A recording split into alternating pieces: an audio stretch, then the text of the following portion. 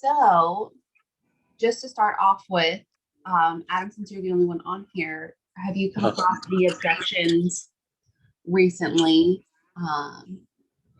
that we can kind of go over on? I mean, you're usually pretty good with talking to me about it anyway, but have you come across anything that we have discussed already? Yeah. One was one of the coworkers. I tried to talk to him, called him, and he was just real overwhelmed at work, so he couldn't communicate. And I tried to be non-intrusive more. And when I saw him next, and he was kind of like standoffish a little, but he still wants to work with us. But as it wasn't, I don't know if he was just being kind of played or I don't know. But I guess that's kind of like, I don't know if it was too salesy of me or if he was just wanted to care about the work friendship versus the us serving him. So is this just somebody not wanting to get pre-approved? I tried. I couldn't even bridge the conversation with him. I sent him the link and everything, but I think he just once he has more time away from work, he was going to go through because he definitely wants to buy a house. So, but the other gentleman was I texted him every day and called him every day like we talked about, and he apologized because he was trying to get in touch with Robbie to get it pre-approved and everything. So okay, so let's go back to the first one where he's saying that he doesn't have time to get pre-approved. Is that basically what I'm hearing? And now he's standoffish with you? Time to talk about getting you're 100% right as always. It was just kind of, I didn't know if I was too caught him at the wrong time or what, or if he was just saying, yeah, I'd love to buy a house, but obviously people know they have to put money down too, So a lot of times people think they have to put down more than what they actually do. Oh, really? Okay. So your job is to just kind of be there and figure out his why, right? So if he's a coworker with you, maintaining relationships is always important, but especially when it's with another job that you already have. So it's just kind of like, okay, well, hey, you want to buy a house? That's awesome. I think everybody should buy a house, clearly. But what's your why? Why do you want to buy a house? And once you figure out what the why is and truly care about what his why is and what his motivation is in buying a house now, then you can be able to figure out and truly listen to what they're saying. Then we can figure out what's the best course of action. Is his why? I've got clients right now who their why for wanting to buy right now is the rental market has gone up so much that they can no longer afford to rent. Oh. And so they had to get pre-approved to buy. Oh. So once you figure out the why or why somebody does or does not want to get approved or why somebody does or does not want to buy a house, then we can better serve them. So if he says he wants to buy a house, but now he's being standoffish with you, be like, okay, cool. Like when it just comes up in conversation, what's your reasoning for that? Like, why do you want to buy a house? Like, that's good. Yeah. Whether you do or don't, I just want to know about you. Yeah. And figure out the why behind it. I love that. That's very wise as always. Thank you for that. I'll do that. 100%. And then you can kind of just take it from there. That's wonderful. You see somebody else chimed in, ma'am? I did. I see Nessa's on here. Hey, good morning, guys. Good morning. And by the way, it's not Thomasina, it's Jordan. I'm just impersonating Thomasina. Thank you. All right, so Adam, that was your why. So Nessa, you kind of came in the middle. One of the objections that Adam was having is somebody originally said they want to buy a house, but now they haven't had time to get pre-approved and they haven't had time to even think about going further with possibly buying a house and how to kind of deal with that. And it's basically just leaving it up to conversation and being persistent about that conversation, but really figuring out the why. That's wonderful. Yeah, I loved your answer as always. Yeah. Hey, Letitia. So now that we've got Anessa and Leticia on here as well, tell me about if you guys have come across anything in your dealings with people recently, as far as objections, things that people have said. Yes, I have one, a big one. Perfect. More than an objection is something that, I am going to make this comment because we have to be careful when we open our mouth and we say things. I have these 4 guys, single guys, they are looking a house for rent. I called this agent in Norfolk and I told him, I have 4 guys, they want to rent your house. And the agent comes back to me and he says, the landlord doesn't want single guys. So I spoke with Jordan, and that is discrimination. So we have to be careful the way we say things because he can be in big trouble. That's right. Department of Justice. That's right. Yeah, if they don't want single guys, they can say something like, the house is already rented, whatever. I don't know, look for an excuse, but we should not say that. No, so you definitely don't want to be, anything with fair housing. It's important for you guys to know what constitutes fair housing, and familial status is a protected class, and that means married, single, kids, no kids, et cetera, et cetera. So you do want to be careful with what you say and how you say it. You never want to lie. So if the house isn't rented,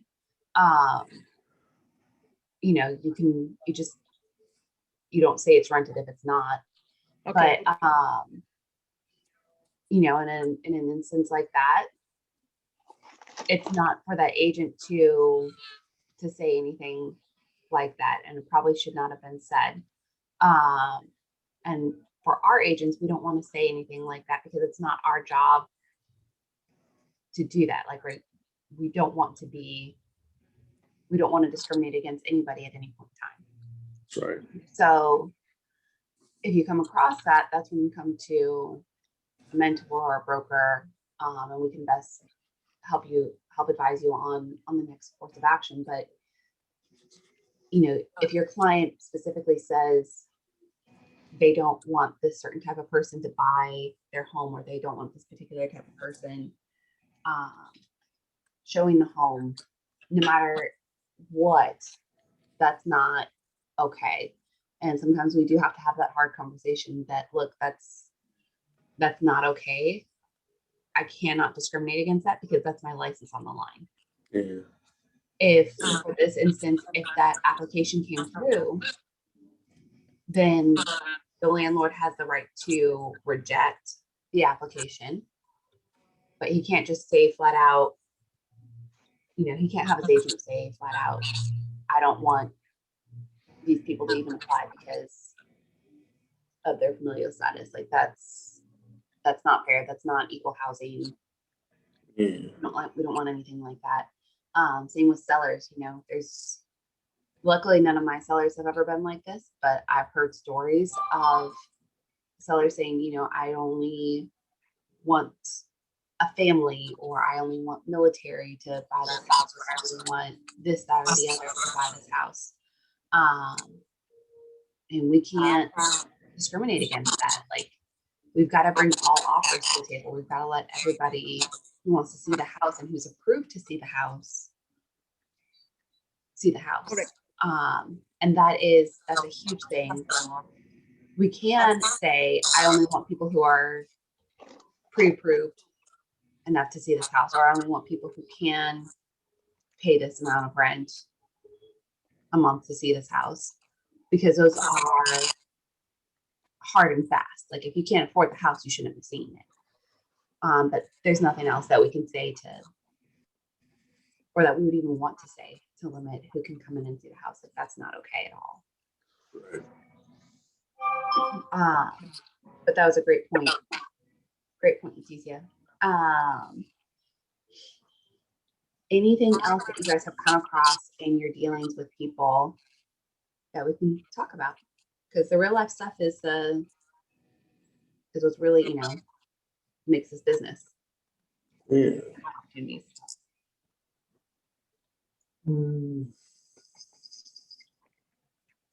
So it's not something that I have encountered yet, but I am anticipating it, just being a new realtor. Mhm. But I'm just nervous that people are going to, question my experience, question me just being new in this field, and kind of just being like, why would I trust you versus someone else to help me buy a house or list my property? They do Sure. it. So how should That I'm is sorry? They do it. They ask me Oh yeah. questions about it. Why do I have to trust you if you are so new? Why? And I Right. said, well, there is a team behind me. There is a team, with a lot of experience. I am not alone, blah, blah, blah. That's what I said. exactly with the blah blah blah and everything. Yes. Yeah. um, so yeah, you do have a team behind you, and that's why we partner. That's why we want you agents to partner up with a mentor. Me and my partner have this X amount of years of experience together. I might be new, but my partner who works closely with me is right here by my side, helping me behind the scenes. There's all sorts of things like that. And that's only if they know you and have done research and know that you're new. If they're just asking, like, hey, how long have you been in the business? There's different things that you can say that, like I said, we never want to lie, but there's certain things that you can say. You can say, oh gosh, it feels like forever. That's a good one and then because really, no matter how long you've been in the business, it feels like forever because it's hard starting out. You can say, I'm working on my first 5 years, or you can diverge the question.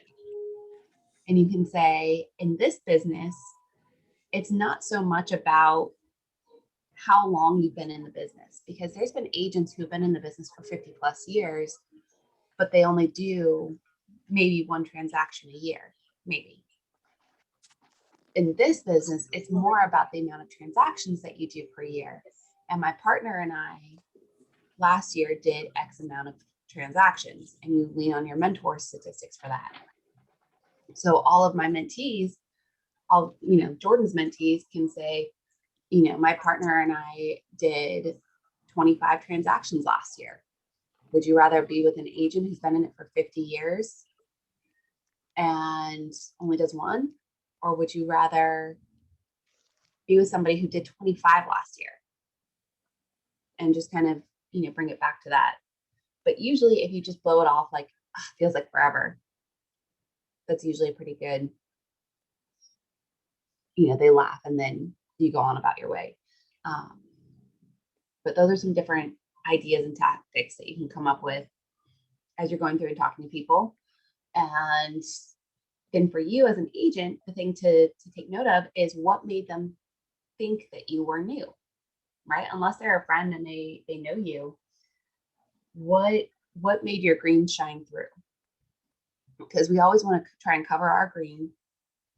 And by that, I mean, cover the newness and what was said, what was done that made that come out, and how can we learn from that and be better?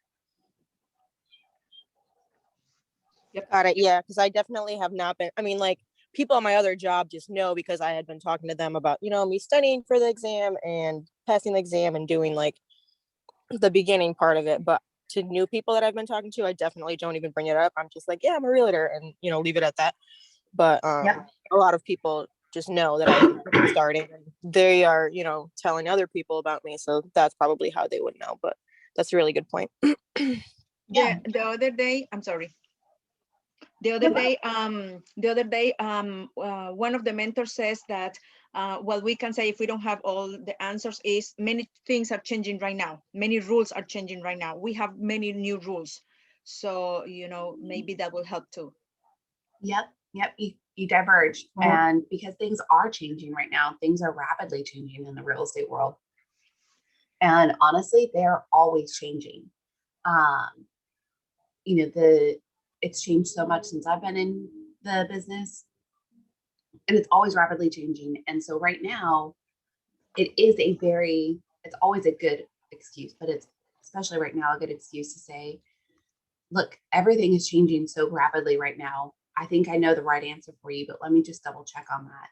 Or honestly, like if somebody asks you a question and you don't know the answer, don't be too proud to say, That's a great question. I've never been asked that before. Let me double check that answer for you and get back to it. I just did that with Leticia. She asked me a question last week. And I was like, honestly, I've never been asked that question before. I don't know. Let me find out. Yep. And, you know, was able to get the answer back to her. So don't ever let your pride get in the way of things. It's very, very easy to do. This is a very easy business to be prideful in. But if you can stay humble and just get the information, people will relate and appreciate that. Great points, though. Hey, Regina, good to see you on here. Hey, sorry, I'm got in late. I was actually in another meeting. No worries. So wanted to, before we get started on some of the addendums, wanted to see if anybody was coming across any objections out in the field or anything that you could think of that if you would have an objection, if you were buying or selling right now. Do you have anything that comes top of mind? Well, you know, it's funny you say that. So there's two people that I've been working with. My kind of like my stepsister to move here from out of state. Mm-hmm. She wanted to move here to be between Virginia Beach and her daughter, who was looking up in New Kent area. Okay. And now her daughter and I have had a conversation. So I've got her a soft pre-approval to buy a house because she's going to sell her house to her brother in Iowa and move here. So she's been approved for $200,000 with a grant for $7,500 towards closing costs through Bank of America, which is great. What do you mean by a soft pre-approval, though? Well, she's not ready to do it, so he doesn't want to go do the full pre-approval until she's ready to move, because she's saying a year from now she wants her daughter to buy a place first. So her daughter reached out to me because she was looking to buy, her and her husband. That was one reason why the mom wanted to move. Now I don't know what's going to happen, because the daughter finally contacted me because I said, well, tell your daughter to contact me if she's looking for an agent. And if it's not in the area I can help with, I will make sure to get a good agent to refer her. Well, she contacted me, and her mom and I both didn't realize she actually has a goal. She wants to move to Colorado in a year. So she doesn't want to buy. She wants to rent in the New Kent area. So I sent her some rentals up in that area in her price range, which I don't know what I did wrong, because there was 14 houses available in her price range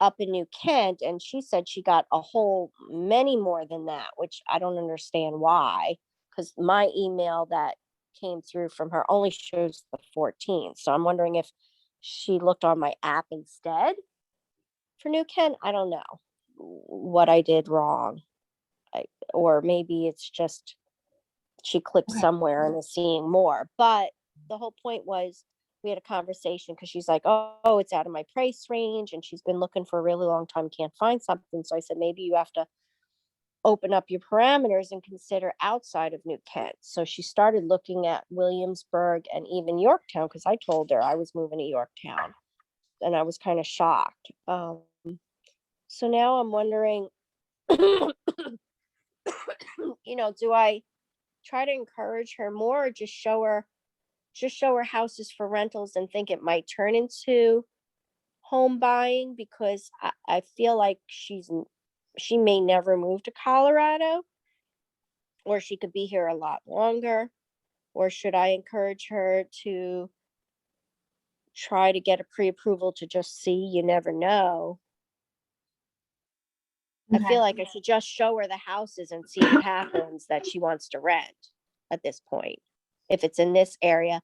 And if she wants to go to New Kent area, then I already had the conversation with her that I would refer her over to an agent in that area.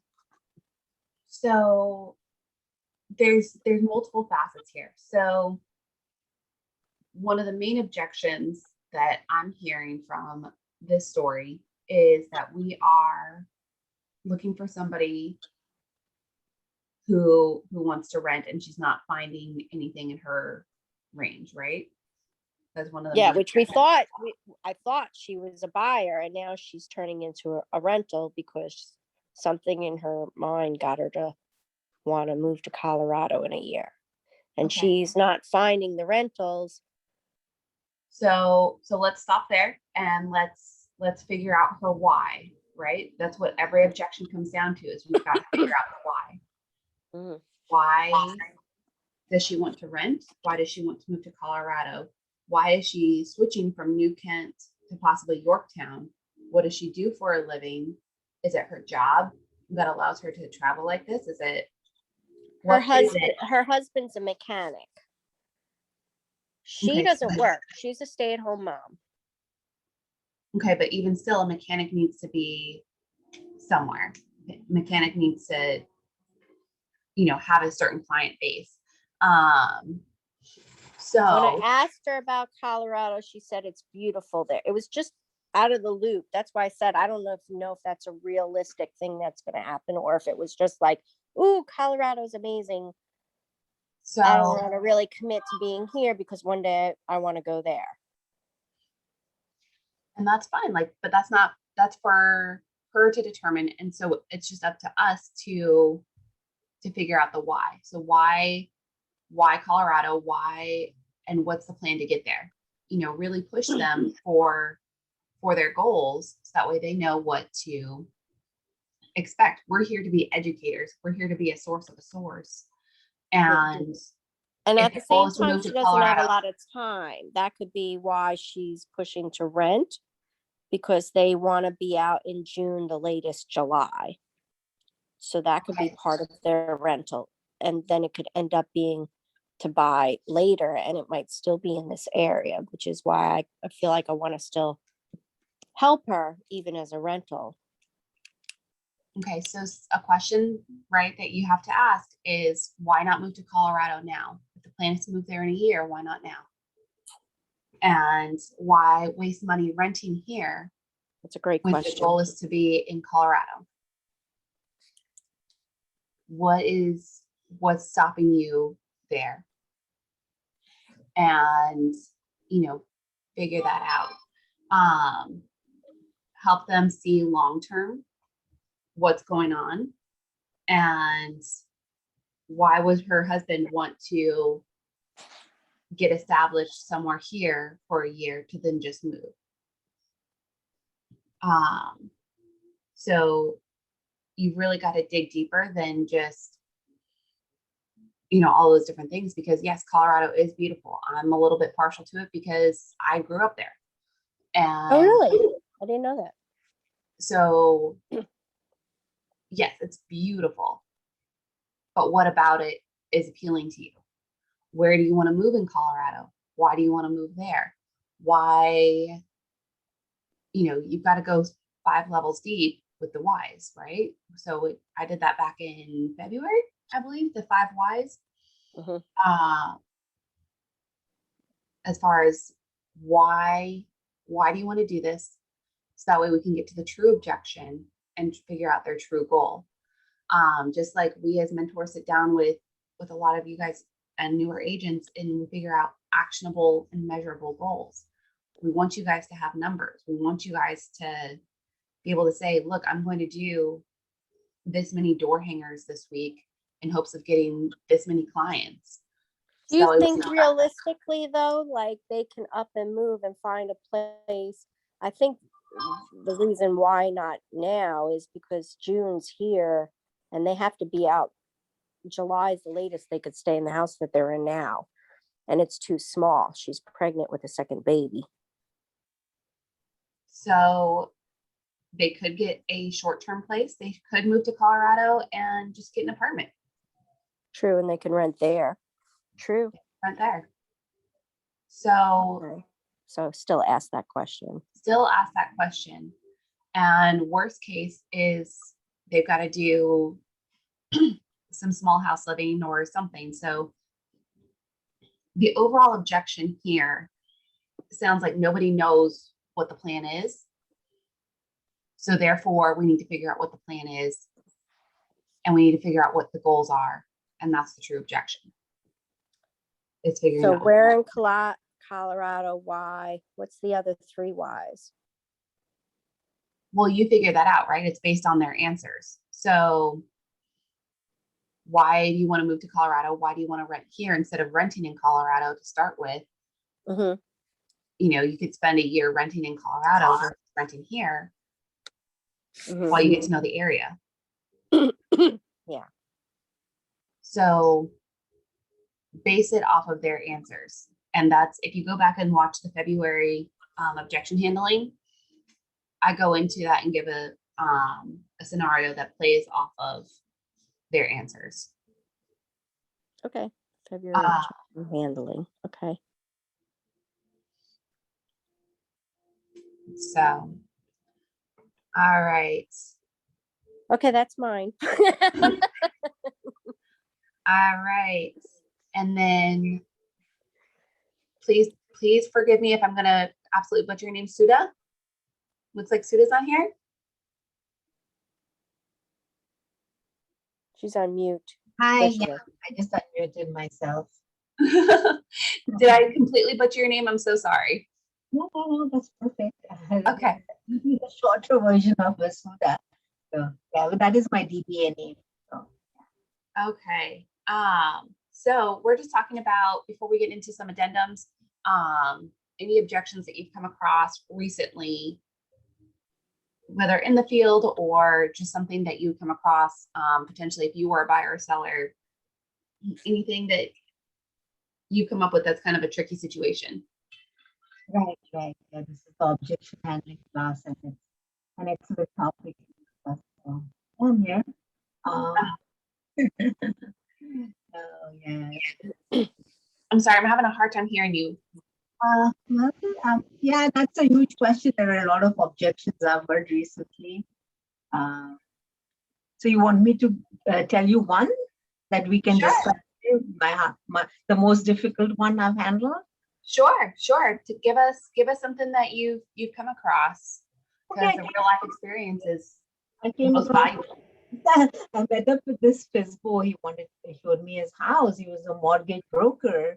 And he's saying the reason he's not listing is because he'll upset other realtors that he knows. And that's the most difficult one I could think of. Okay, so a mortgage broker does not want to list his home because he's upset with the agents that he knows. No. He's not upset with anyone. He just doesn't want to upset by giving someone. Oh, by giving it to somebody else. Yes.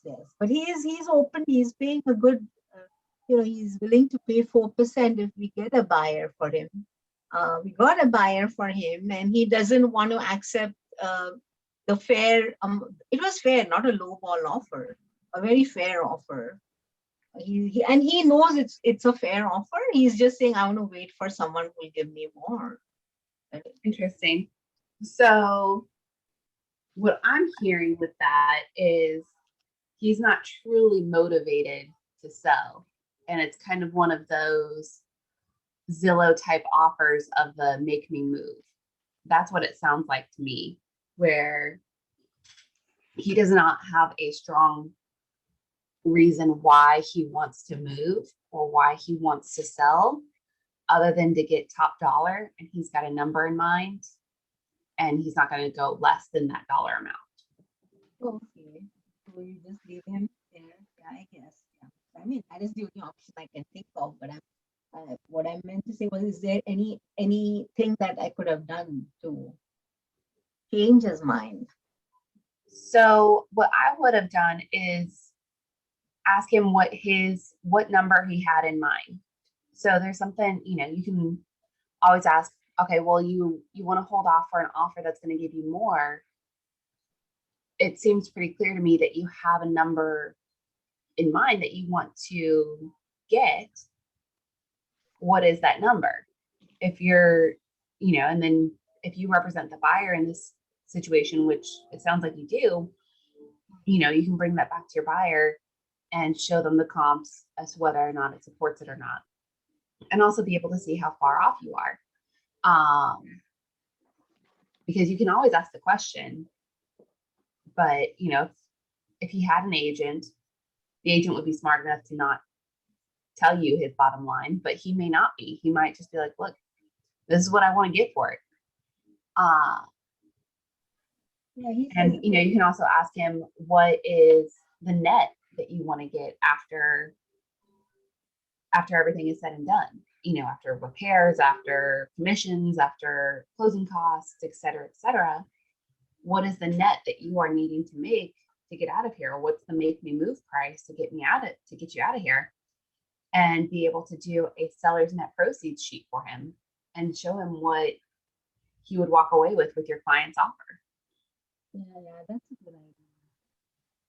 Numbers on paper, but I did ask him for what his payoff on the house was. So, I mean, I pretty much know what he's expecting. And he knows there are a lot of repairs that he'll need to do. He's very clear about that. Mhm. That's a very good point, though, to, go over what is the numbers very specifically with him. A very good idea, just take a sheet and ask him and literally write them down. I didn't do that, but I could have possibly done that. Taken a paper and literally written down the amounts that he's talking, and Yeah. then see what he's doing. Well, because when you think about it, if he's a mortgage broker, he probably falls in the C category of the DISC personality score, which is numbers oriented. He's what? Like most, the DISC personality score, there's 4 main personality traits. Everybody has a little bit of each one, but you have 2 main ones. And so, and it breaks down to DISC. So D's are very dominant. I's are party goers. They're the life of the party. S's are, they're the people who stop and walk little ducklings across the street, very empathetic. And C's are numbers. So everybody has a little bit of each personality trait, and that's a very general description of the DISC personality. I did a whole objection handling class on this in January. But if you look on the DISC personality and what people typically do with their different personalities, and mortgage broker is going to be a very high C personality, which is a very high numbers personality, because they work with numbers all day long. So if this person main objection is price, then we need to show him price, and we need to show him numbers. We need to show him graphs and statistics as to why your offer is the best offer he's going to get. And if you've got a good relationship with a contractor, you could even show, get your contractor to write up, possible proposal of all of the work that needs to be done, and be like, look, all of this work needs to be done. My buyer's going to take care of it, and that's why you should accept our offer, because then you don't have to worry about this large number of repairs. Right. So that's just, you got to play to who you're dealing with. Yes, there are best to be done. Yes, and he's fully agreeing to the price and everything. He's just saying, I'm just waiting. Actually, it was his girlfriend's house, and the girlfriend moved. I mean, they both moved into a house. So this was the girlfriend's old house. Anyway, you don't want to listen to the story. Hold out anyway.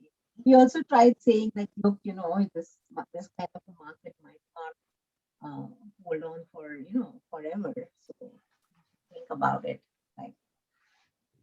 And he's still open, so Okay. And if time is the objection, where he's just going to wait until he gets a better offer, it's about finding out the why. Well, why do you want to sell in the first place? Well, why don't you want to get this extra cash sooner rather than later? And figure out the why behind it. Every objection comes down to, what's the why? Right. I would say he does need the money. He's getting married. He's put in a pool in his new house, and I would say it's about getting money, but he's not agreeing to it. So I mean, why force him to say that? to actually put it in words, you know. Like, Mhm. but Yeah. maybe it might help for him to put it in words, but I mean, didn't want to needle him to do that. But you know, I slowly got the story out of him, but he's not, I guess. Well, yeah, I guess you can be a little more forceful and say, well, why don't you use the money now? And this market might not last forever. So, Yeah, I mean, you don't necessarily want to use scare tactics because that just doesn't yeah, bode well. But you know, you just kind of figure out what's the why and be able to go from there. That's what everything boils down to. as in LIE, like lie. What is that? Is that what you mean? I'm trying to understand what you're saying. So lie. what's the why? Why don't they want to sell right now? Why are they okay waiting it out? Why are they okay? And I got All I of heard LIE, like L as in stuff like oh no, why? WHY. no, I'm talking about it from the beginning. I should have known. Yes, that's true. That's true. So This is definitely giving me a good direction for how to take it. yeah, well, that's what we're here for. Mike, do you have any objections that you've come across recently?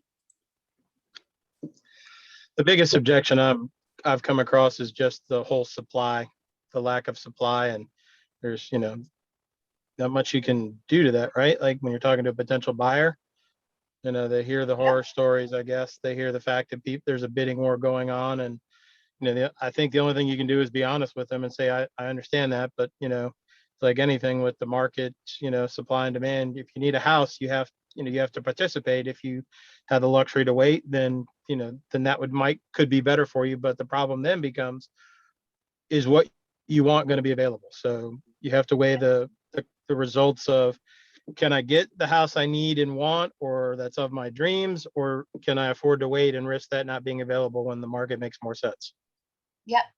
So that is a great objection, because it's something that we're all going to face out there.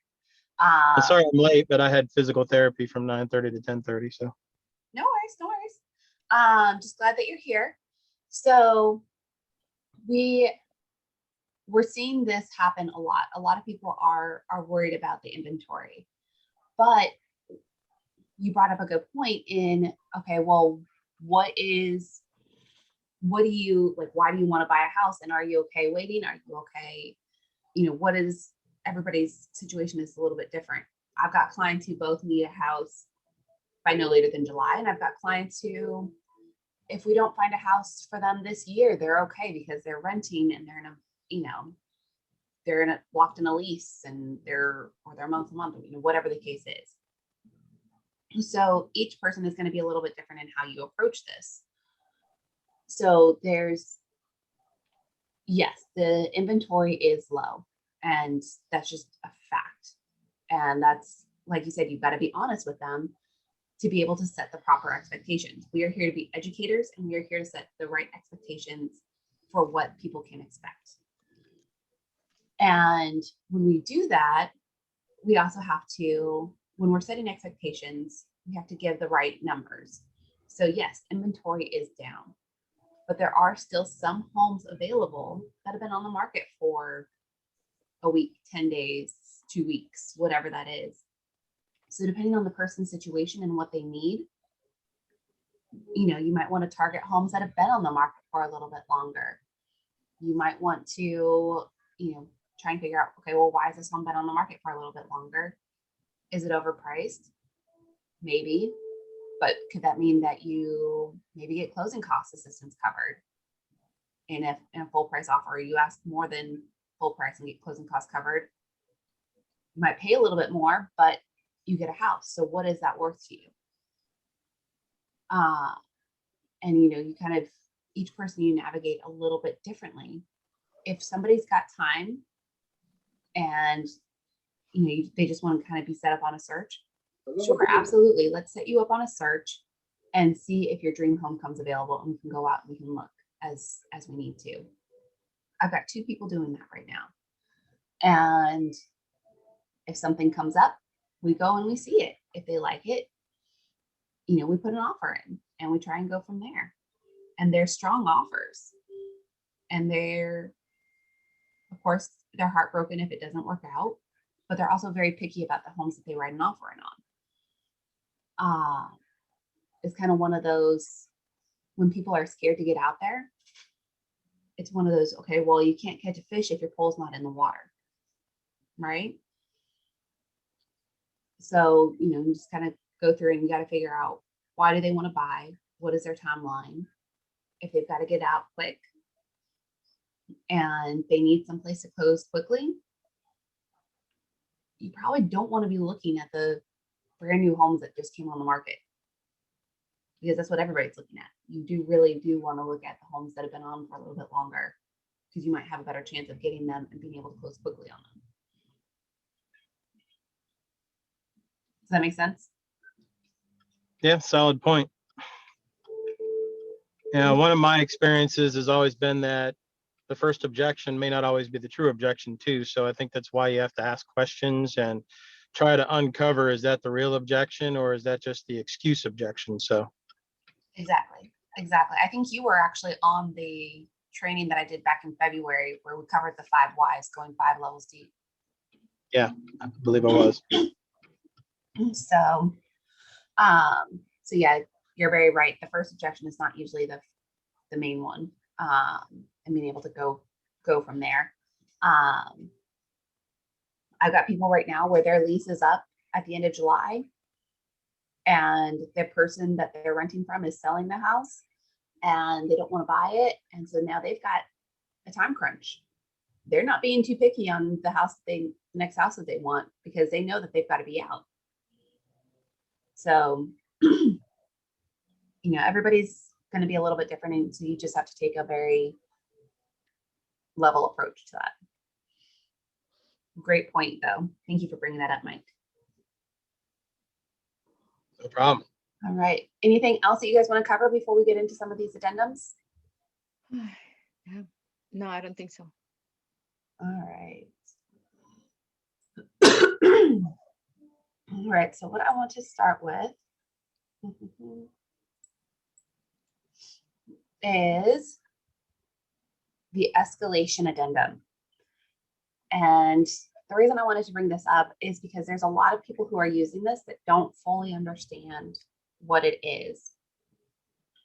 Has anybody used this form before? Does anybody know what it is?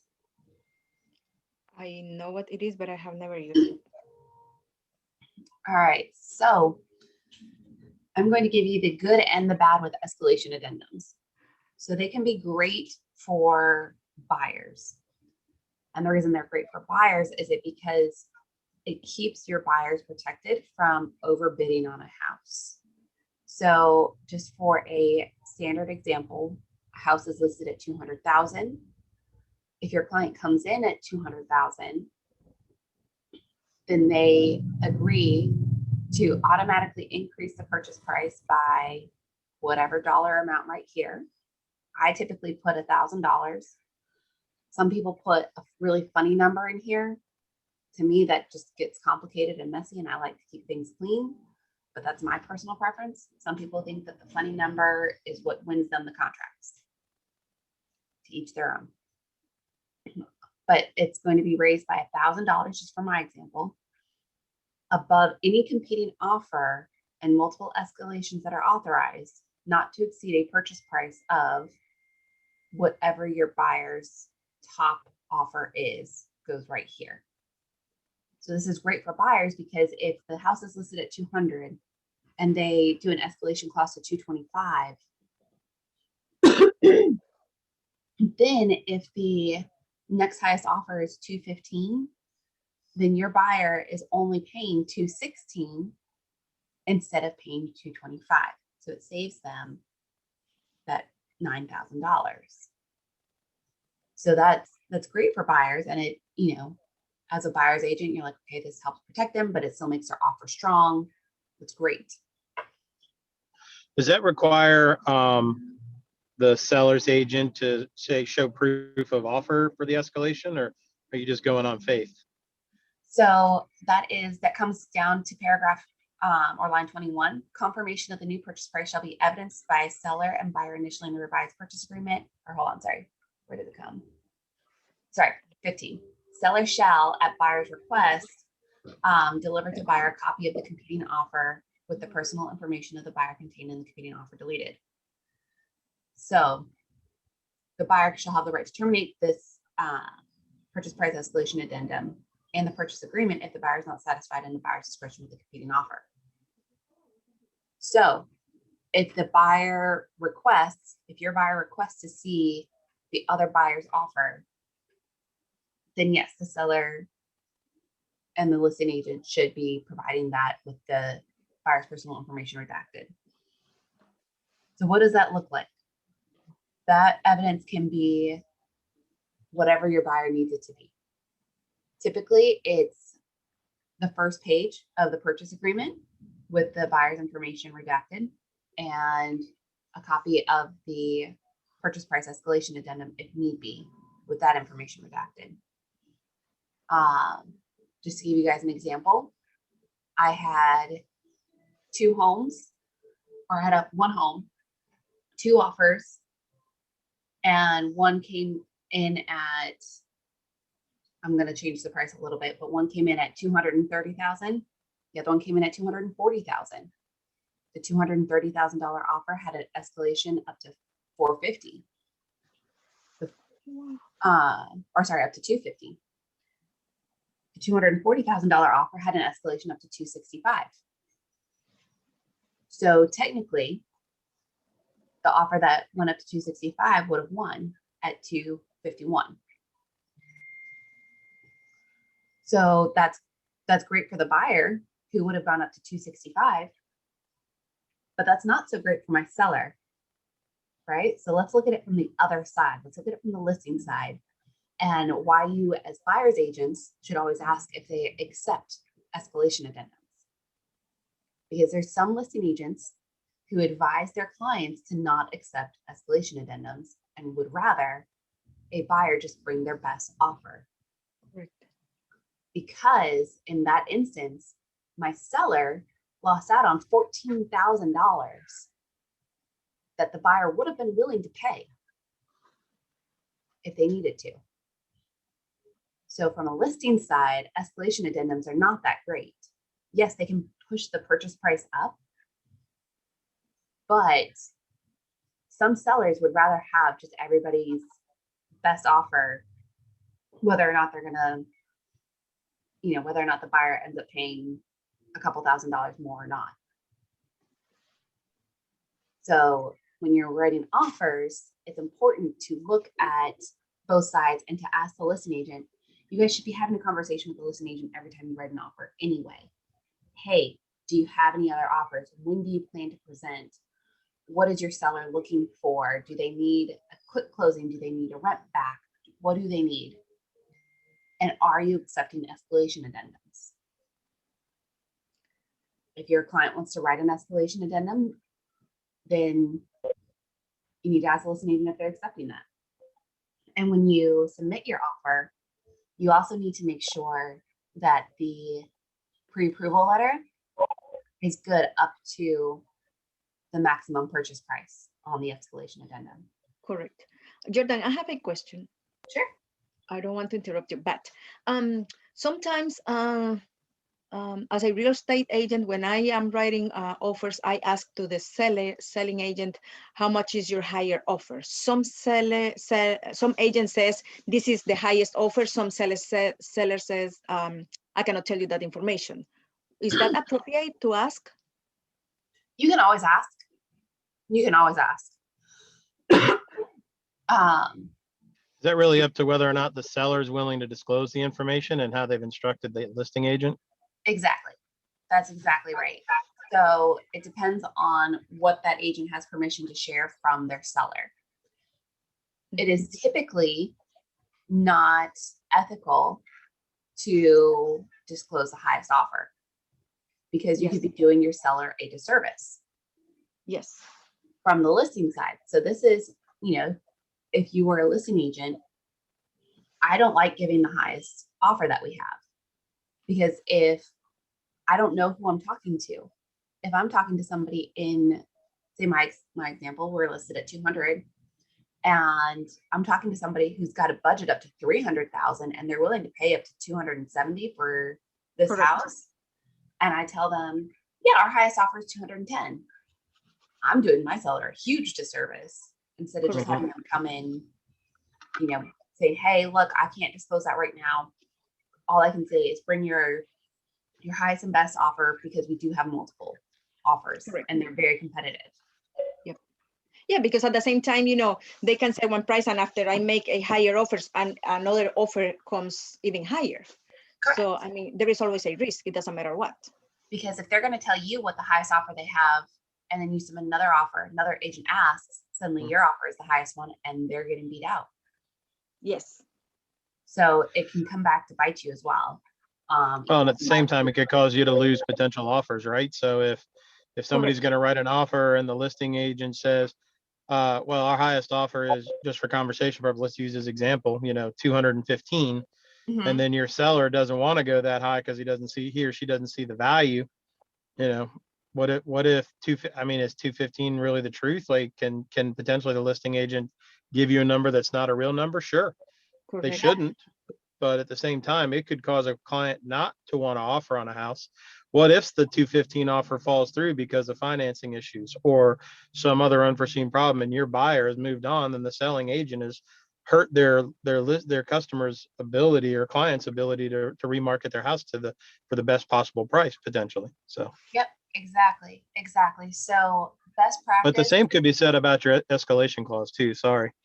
Like if a listing agent advises a client not to accept an offer with an escalation addendum on it, it could be doing them a disservice as well too, right? Because so what if in a multiple offer situation, they go in with their highest and best, they think is 250, but they're willing to go to 260, right? If it came down to it, what if they walked away and it would have been 260 would have been the highest and best for the seller versus say the 255 that won. Correct. Yeah, and there's a lot of truth to that. And that's what we go through with our clients, right? We're the educators, and we're here to give them the pros and cons, because those are great points. Those are excellent points that you bring up with your sellers when you're sitting down and discussing all of these things, and that you're sitting down and discussing with your buyers as well. You list the pros and the cons, and then you let them make the decision that's best for them. Right? That's the biggest part of our job, is being there to inform and educate, being the source of the source. And hey, look, this is what this addendum means. This is how it protects you. This is how it could hurt you. I've seen it go both ways. Yep. And letting them make the decision, and being, okay, I feel like this particular instance, I would be best served to use this addendum, or I would be best served to not use this addendum. And it's, they take into account the likelihood and all those sort of different things of different scenarios. Because it's good. It's true. There's good and bad for everything. There's no one exact right or wrong for any addendum that we have, or any situation that we're in. So I know it's all over the board, but like from your experience and what you're seeing were accepted offers, what's the range of them? Like, how do we even know what to propose and help them if we don't know what's being accepted around? Like, do we just have to check and see what recently was sold? Like in Rain, like when we look at a property that we want to make an offer on, look at the other ones that were recently accepted, Right, and see so- and then what they actually sold at. Like, how do you come up with those figures? Yep. So you look at what's recently sold, which you should be doing anyway for your clients, and just kind of get an idea of prices and what's recently sold. And you compare the list price versus the sales price. Now that can be a little bit tricky, but you want to look at the original list price, because some agents will change the list price to whatever their contract price is because they think it fools the appraisers. It does not, according to any appraiser that I've ever talked to. but you just want to look at the original list price versus the sold price and be able to go that way. Also, just talking to the people in the office and what are some of the crazy offers that we're having to write out there? What are some tactics that we're having to use? How high above asking are we having to go? I wrote an offer a couple weeks ago that got rejected, but we wrote it at $50,000 above ask price with an escalation to another $25,000, so $75,000 total above ask price. And we got rejected. Wow. Well, what I did with my cousin, since the market is so hot, I was doing verbal offers. And if they said no, I don't move forward. You know what I mean? If they said send it, then I wrote the offer. So, you know, that's saving time. That can be. That worked? I would not recommend that. I don't know. Nothing That's is the way official it was. until it's in writing. Yeah, of So course.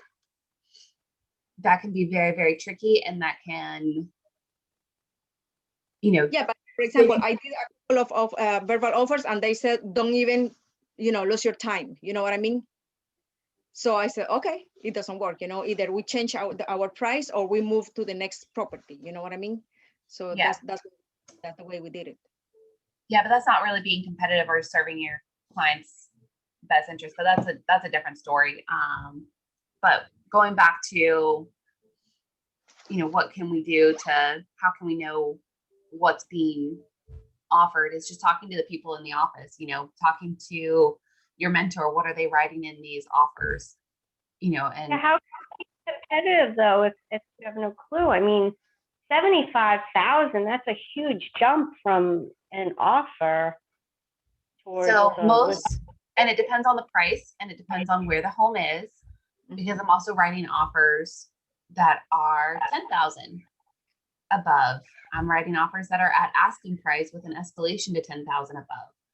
I'm writing offers that are all sorts of different things. So we're going all over the place, and the best course of action, because each house and each offer is going to be so different for each client, that you just have to prepare your clients of what to expect, that they need cash in the bank, and this is what you can expect. Talk to your mentor about, you know, what you can expect in these market conditions, and then before you draft an offer, you know, hey, what can we do here? What does this look like? And what's the best way to, you know, make this a strong offer? So we talked a little bit about making a strong offer last month in the objection handling. So it looks like we were only able to get to one of the addendums this week, but that was one of the main ones that I wanted to talk about anyway, was the escalation, because it is being used and we are getting a lot of questions on that, as far as, you know, what does it look like to provide proof and different things like that. Did you guys have any last questions for me? Oh, those are some great points. No. No, I'm good. Thank you. All right, perfect. Well, I hope y'all were able to learn some stuff, and Thank you so much.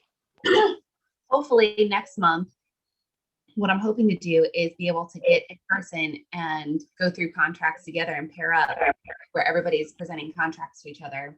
Yes. That way y'all can go through objections on the contract, because that is one of the biggest objections that we face. Okay. So, Okay. Sounds Thank good. you so much. Thank you so much. Thank you so much for your time. all right, you're welcome, guys. I'll talk to you guys soon. Have a great and productive day. You too. Thanks, Jordan. Bye, everybody. Bye.